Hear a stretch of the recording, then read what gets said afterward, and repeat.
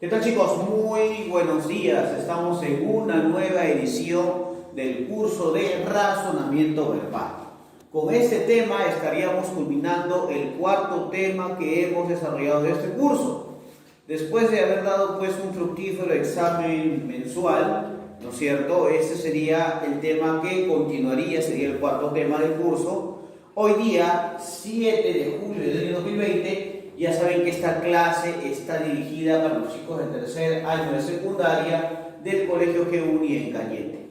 Chicos, el día de hoy vamos a ver un tema importante dentro de la concepción de definición y concepto, ¿correcto? En algunos manuales del curso de razonamiento verbal, inclusión e implicancia se entienden bajo la misma forma, ¿correcto? Pero es importante recordarles, chicos, que la inclusión y la implicancia tienen, o de alguna manera, si bien así lo trabajan con los conceptos y definiciones, es importante recordarles, chicos, que tienen diferente forma en su aplicación, digamos, en tanto se refiere al razonamiento verbal, ¿no?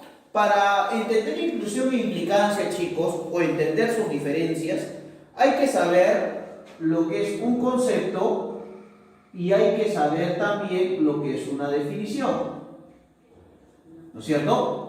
Una palabra puede establecerse como un concepto, ¿no es cierto? Como un concepto, por ejemplo, como una imagen, ¿no es cierto? Pero también puede entenderse como una definición o como una palabra que representaría a ese concepto, ¿no es cierto? Entonces, cuando hablamos de inclusión e implicancia, estamos hablando no de otra cosa que no sea aquellos conceptos, aquellas imágenes o aquellas características que estarían dentro de la definición de la palabra. Por ejemplo, si yo tengo la palabra, mira, si yo tengo la palabra mosca, mira, la palabra mosca, puedo decir insecto, puedo decir, por ejemplo, volador, puedo decir, por ejemplo, larva, etcétera, etcétera. Puedo entender que mosca sería la definición e incluiría a estos conceptos en su propia definición, profesor. O sea que el término o la palabra definición, de alguna manera por su extensión, puede implicar a los conceptos, sí, puede implicar a elementos o a relaciones comunes, ¿ya? Y de esta manera es como vamos a entender primero lo que es la inclusión y luego la implicancia, entendiendo en tu cabecita como conceptos o como preceptos previos que la definición es el término más amplio y concepto de alguna manera son las características o cualidades de la definición de la palabra, ¿correcto? Ya habiendo establecido esto, vamos a hablar de la inclusión de conceptos. Chicos, ese tipo de pregunta busca evaluar la capacidad del alumno para definir, mira, escucha, para definir con precisión los conceptos indicados y sus relaciones de inclusión.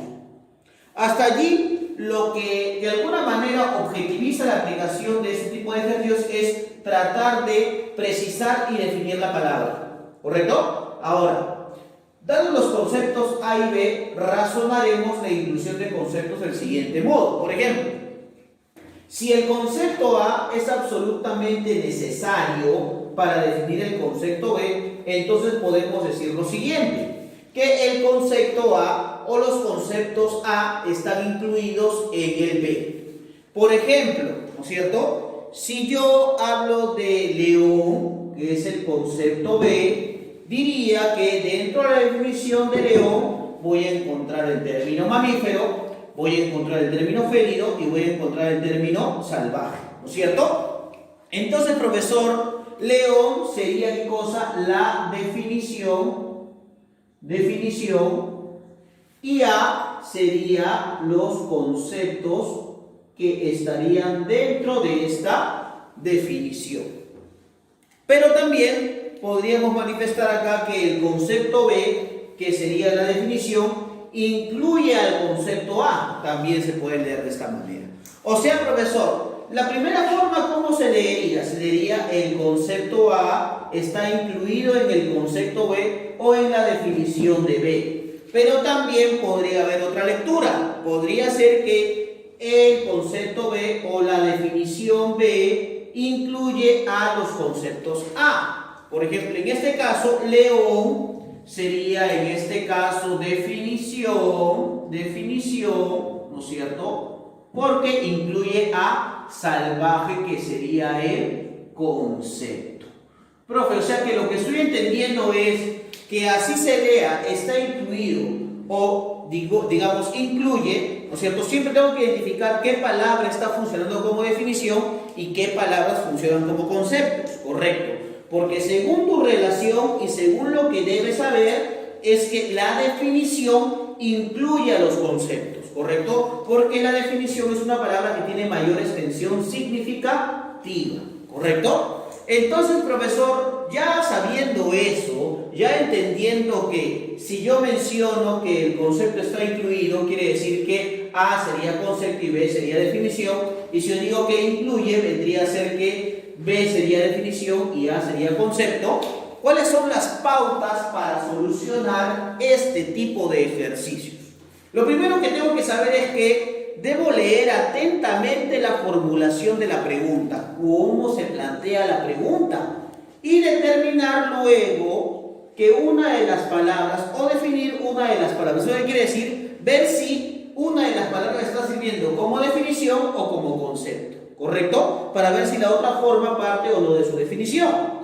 Y finalmente, después de darme cuenta, si yo ya defino una palabra y me doy cuenta si ese concepto incluye o no a la propia palabra, luego voy a determinar, y esa es la pauta 3, ¿no es cierto? O la parte 3, luego de determinar la verdad o falsedad de cada enunciado, verificas que la opción concuerda con tu conclusión. O verificas qué conceptos están dentro de la definición de la palabra o si la definición de la palabra puede incluir a esos conceptos.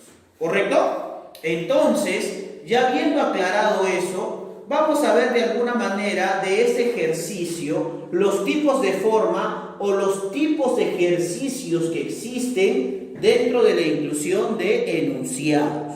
¿Correcto? Correcto. Vamos a ver los tipos de ejercicios que existen según la inclusión de conceptos y vamos a encontrar 3 formas por las cuales se pueden establecer la inclusión de conceptos.